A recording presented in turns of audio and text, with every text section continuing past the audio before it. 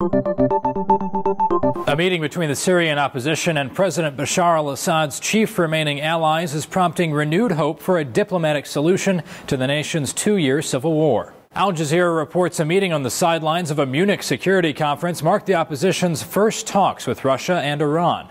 U.S. Vice President Joe Biden was also in attendance. The BBC shows despite differing views, he and Russia's Sergei Lavrov spoke frankly about Syria on Saturday. President Assad, a tyrant, hell-bent on clinging to power, is no longer fit to lead. Persistence of those who say that priority number one is the removal of President Assad, single biggest reason for continued tragedy in Syria. Syrian opposition leader Muaz al-Khatib also expressed willingness to talk with his nation's government, and he's been invited to further talks in Moscow.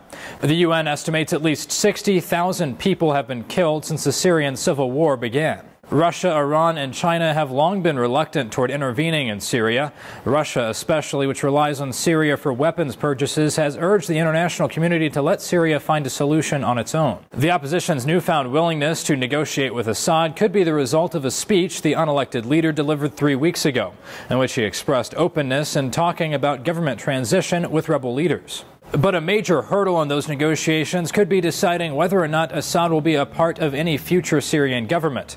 So far, that's been a point of contention on which neither side seems willing to budge. For Newsy, I'm Zach Toombs. Multiple sources, a real story.